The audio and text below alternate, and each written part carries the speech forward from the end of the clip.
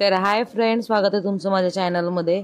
तर आज आपण काहीतरी नवीन बघणार आहोत। तुम्हाला तर थंबनेल वाचून कळलंच असेल, तर नक्की तो काय प्रकार आहे मी तुम्हाला दाखवणार आहे, त्याच्यामुळे व्हिडिओ कंटिन्यू करा। तर इथे मी लुंजी बनवते कैरीची, याचा एक सेपरेट व्हिडिओ मी अपलोड केलेला आहे। जर तुम्ही माझ्या चॅनलला सबस्क्राइब केलं नसेल तर पटकन सबस्क्राइब करा। तिथे तुम्हाला कैरीची लुंजी जी आहे सेपरेट व्हिडिओ, त्याच्यामध्ये वापरलेलं प्रमाण किंवा वापरलेलं साहित्य हे आहे, तर ते तुम्हाला बघायला भेटणार आहे। तर इथे मी करत होते ही कैरीची लुंजी, आणि त्याच्यासोबत आपण करणार आहोत एक वरणफळ मस्त। संध्याकाळी जर तुम्हाला कंटाळा आला असेल आणि जर मुलांना किंवा घरच्यांना भाजी पोळीच खायची असेल, त्याचं मस्तपैकी असं एक भन्नाट कॉम्बिनेशन मी घेऊन आलेले आहे तुमच्यासाठी। तर तुम्ही ते करू शकताय। वरणफळ वेगवेगळ्या ठिकाणी त्याला वेगळी नावं आहे, तुमच्याकडे त्याला काय नावाने बोलतात तेही मला कमेंट करून नक्की सांगा। आणि व्हिडिओ आवडल्यास लाईक शेअर करायला विसरू नका। चला तर मग बघूया आजची रेसिपी कशी आहे। तर इथे मी करत होते कैरीची लुंजी। तर इथे मी व्यवस्थित कैरी कापून घेतली होती आणि त्याला फोडणी देऊन लुंजी केली होती। खरं तर उन्हाळा चालू झालेला आहे, त्याच्यामुळे आमच्या घरी कैरीची लुंजी किंवा कैरीचं पन्ह हे कायम होत असतं। तुम्हाला त्याचे व्हिडिओ बघायचे असले तुम्ही माझ्या चॅनलला पटकन सबस्क्राइब करा। त्याच्यावर जे आम्ही व्हिडिओ अपलोड केलेला आहे सेपरेट, ते तुम्ही बघू शकताय। तर मी ते कैरीची लुंजी केली होती आणि त्याच्यासोबतच आपण पटकन करणार आहोत वरणफळ। तर चला पटकन दाखवते तुम्हाला वरणफळाची रेसिपी।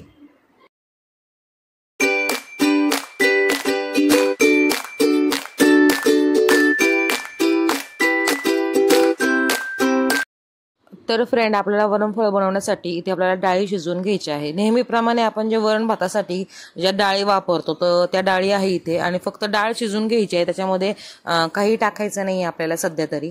तर इथे मी 3 प्रकारच्या डाळी घेतल्या होत्या, मुगाची डाळ, थोडीशी उडदाची डाळ आणि थोडीशी मसुरीची डाळ ऑरेंज कलरची। तर ह्या डाळीला मी व्यवस्थित शिजवून घेणार आहे। याच्यामध्ये मी मीठ किंवा हळद काही टाकलेलं नाहीये, हे आपल्याला प्लेन डाळ आहे ती शिजवून घ्यायची आहे। आणि थोडंसं तेल टाकलं होतं की जेणेकरून डाळी ज्या लवकर शिजतात। तुमच्या आवडीप्रमाणे तुम्ही ते डाळी शिजवून घेऊ शकता जे आपण वरणासाठी वापरतो। तर संध्याकाळी बऱ्याचदा असं होतं की आपल्याला स्वयंपाक करायचा कंटाळा येतो आणि घरच्यांना तर पोटभर जेवायचं असतं किंवा भाजी पोळी हवी असते। तर तुम्ही रेसिपी नक्की घरी ट्राय करून बघू शकताय। आवडल्यास लाईक शेअर करा। तर इथे मी कुकर जो आहे तर त्याच्यामध्ये डाळ शिजायला लावलेली होती आणि त्या 3 शिट्ट्या व्यवस्थित करून घेतल्या होत्या की जेणेकरून जी डाळ आहे ती व्यवस्थित शिजणार आहे। तर ही रेसिपी थोडीशी नवीन आहे, जसं मी माझ्या प्रत्येक व्हिडिओमध्ये सांगते की करण्याची पद्धत बदलली की त्याची टेस्ट पण बदलते।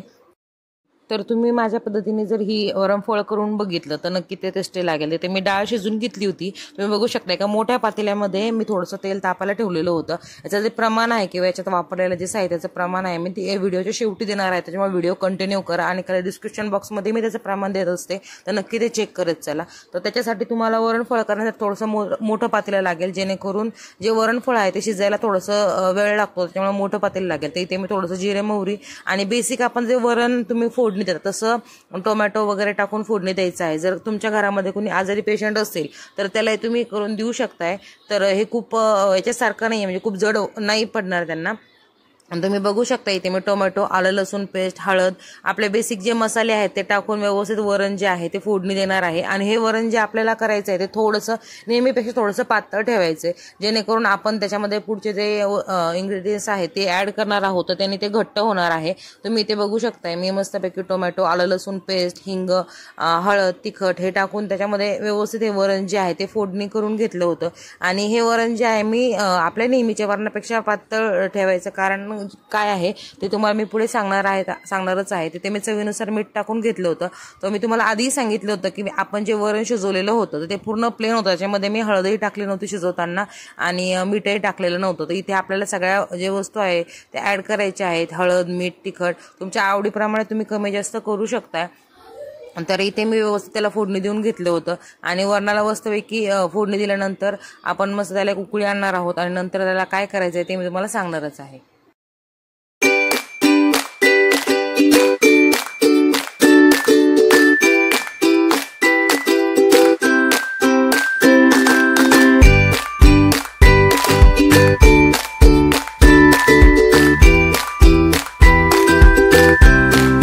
तर फ्रेंड, तुम्ही बघू शकताय आपण मस्तपैकी वरणाला उकळी आणली, त्याच्यामध्ये मस्तपैकी कोथिंबीर टाकली आणि 3 पट पाणी टाकून त्याला थोडंसं पातळ केलेलं आहे।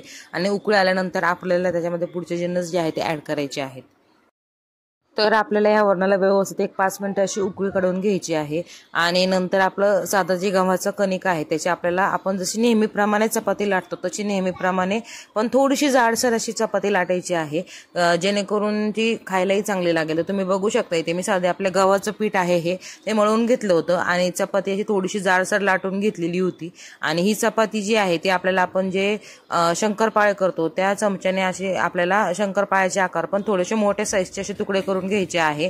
तर तुम्ही बघू शकता इथे मी चपातीची थोडीशी जाडसर लाटून घेतली होती आणि तिची आपण थोडेसे मोठ्या साईजचे असे शंकरपाळे कापून घेणार आहोत आणि आपण जे आहे ते याच्यामध्ये ऍड करणार आहोत आणि आपण जे चपातीचे तुकडे केलेले आहेत ते आपण या उकळत्या वरणामध्ये हळूहळू ऍड करणार आहोत। तर यालाच म्हणतात वरणफळ, की वरणामध्ये आपण जी चपाती टाकतो तर ती व्यवस्थित त्याच्यामध्ये शिजून घ्यायची आहे। आता ही शिजली कशी आपल्याला ते कळणार, तर जवळपास एक 15 ते 20 मिनिटं याला शिजायला लागतात आणि तुम्हाला मी आधी सांगितलं होतं की आपण वरण पातळ केलं होतं, तर काळजी करू नका। ते वरण जे आहे ते जसं आपण त्याच्यामध्ये जे आपण हे पोळी टाकली किंवा जे शंकरपाळे पोळीचे जे बनवलेले आहेत ते टाकले तर त्याने ते वरण घट्ट होतं आणि तुम्हाला वाटत असेल की ते मी कच्चं टाकलं तर ते कच्चं वगैरे लागेल, तर तसं काही अजिबात होत नाहीये। तुम्ही एकदा घरी रेसिपी ट्राय करून बघा, तुम्हाला नक्की कळेल।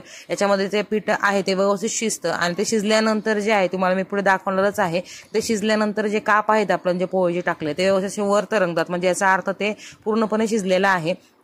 जर तुम्हाला याच्यामध्ये अजून पाणी जर ऍड करायचं वाटलं तर नक्की करा, कारण की जसं आपण त्याच्यामध्ये पोळी टाकतो तसंच मुगाची डाळ असल्यामुळे ते लवकर घट्ट व्हायला सुरुवात होते, तर थोडंसं याच्यात पाणी टाकायची गरज पडू शकते। तर नक्की थोडंसं घट्ट झालं असेल तुम्ही पोळी टाकल्यानंतर तर त्याच्यामध्ये तुम्ही पाणी टाकू शकताय। तर याच्यामध्ये मी जवळपास 3 ते 4 पोळ्या कट करून टाकल्या होत्या, तर त्या 4 जणांसाठी सफिशियंट तयार आहे आपलं कमी वेळामध्ये पटकी झट होणार असं वरणफळ। तुम्हाला आवडलं असेल तर लाईक शेअर करा आणि तुमच्या इथे याला नक्की काय म्हणतात ते नक्की सांगा आणि रेसिपी कशी वाटली ते मला कमेंटमध्ये नक्की सांगा। मस्तपैकी रेसिपी घरी एकदा तयार करा आणि कैरीची लोणची रेसिपी बघण्यासाठी माझ्या चॅनलला सबस्क्राईब करा। चला तर मग भेटूया नेक्स्ट व्हिडिओमध्ये।